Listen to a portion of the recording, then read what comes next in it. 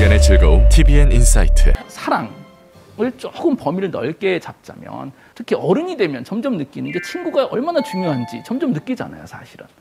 이상하게 친구의 중요성. 그럼 이제 우리가 질문할 수 있는 겁니다. 사람은 친구가 왜 필요하고 도대체 친구가 몇 명 있으면 될까? 과학적인 답이 있습니다, 사실은. 옥스퍼드 대학교의 로빈 덤바라는 교수님이 쓴 책인데 질문인 거예요. 사람은 친구가 몇 명이나 필요할까?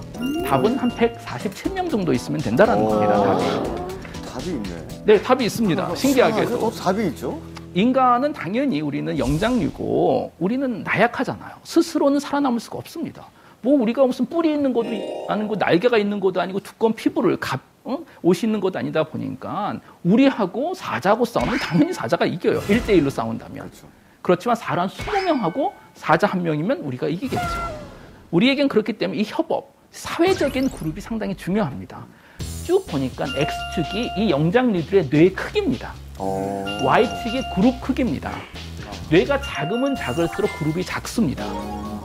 뇌가 작은 녀석들은 기껏해야 5마리, 10마리하고 같이 사는데 뇌가 크면 클수록 50마리, 60마리하고 같이 산다는 거예요.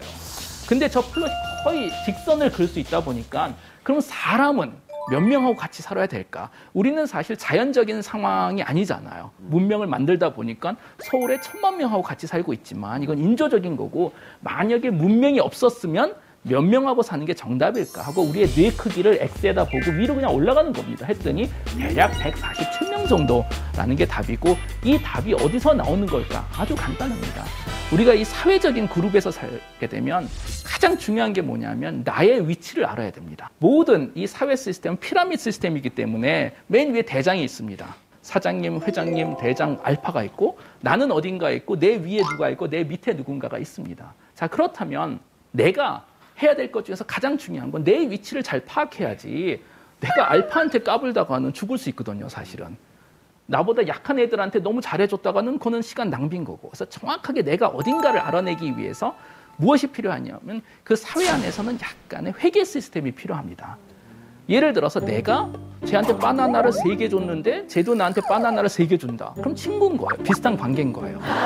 그런데 나는 쟤한테 바나나를 3개 줬는데 쟤는 나한테 하나만 준다? 그럼 친구가 아니에요, 걔는. 나쁜 애잖아요. 동등한 상태가 아니니까. 이런 식으로 계속 행동을 하면서 그 기억을 통해서 회계를 하는 겁니다. 그런데 여기서 문제가 생기는 게 뭐냐 하면 바나나가 뭐 무한으로 있는 게 아니기 때문에 이런 걸 가지고 회계하기는 상당히 어렵습니다. 그렇다면 이 영장류 사회에서는 쉽게 사용할 수 있는 인지적인 회계를 할 수 있는 화폐가 하나 필요합니다.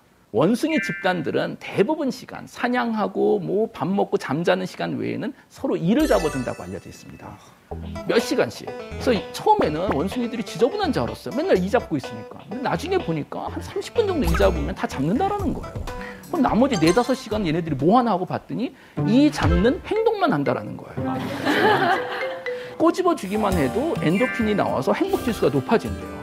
그러니까 뭔가 되게 중요한 역할을 하니까 그런 시스템을 만들어 놓은 거겠죠. 이게 바로 인지적인 회계를 하는데 사용한다라는 거예요. 내가 너한테 3번 꼬집어줬으면 너도 나한테 3번 꼬집어주면 같은 편. 내 친구. 내가 너한테 10번 해줬는데 너는 나한테 한 번뿐이 안 하면 뭐 내 두목이겠군? 그런 식으로. 그래서 상당히 좋은 이 유닛이라는 거죠. 우리 인간은 그런 회계에 사용하는 화폐가 존재할까요? 당연히 존재합니다, 사실은. 카페에 가서 오전에 일이 있어서 봤더니 여자분들이 많이 앉아서 대화를 나누고 있으시더래요. 집에 갔다가 오후에 다시 왔더니 똑같은 분들이 계속 앉아있더래요. 4-5시간이 지났는데. 그거 신기한 거예요. 4-5시간 동안 무슨 말을 저렇게 하고 있을까? 얼마나 중요한 얘기들이 오가길래 4-5시간씩 앉아있을까 해서 그 다음에는 그분들의 동의를 받고 이제 녹음을 해서 녹취록을 만든 거예요. 무슨 얘기를 할까? 다들 자신 얘기하고 있다는 거예요. 나 영화 봤어? 밥 먹었어. 영화 재밌었어? 밥 맛있었어. 아니 각자 자신 얘기를 하는데 왜 4시간 동안 대화가 가능할까? 자세하게 연구를 해보니까 이런 대화가 오래 진행되기 위해서는 서로 두 분이 마주보고 고개를 계속 끄덕이고 있어야 된다는 거예요.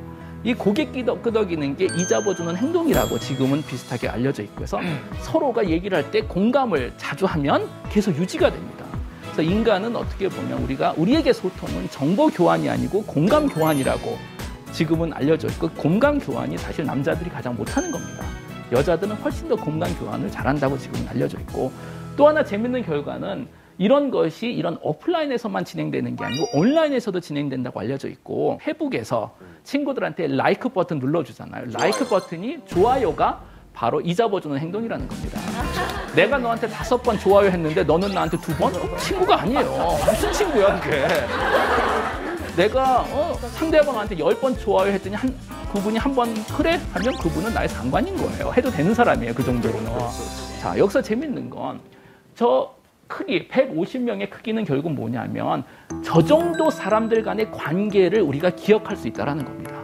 인간도 보면 이 아마조나스 같은 원주민들 마을에 보면 멤버가 100명, 150명 넘으면 항상 쪼개집니다. 기업이나 조직에서도 멤버가 100명, 150명 정도 되면 쪼개지기 시작하고 결론은 뭐냐면 여러분들이 휴대폰에 친구들 전화번호 1000개가 있다 그래도 그중에서 관계를 정확하게 기억한 바나나를 서로 몇 번 주고받았는지를 기억할 수 있는 건 100명, 150명이 안 된다는 겁니다.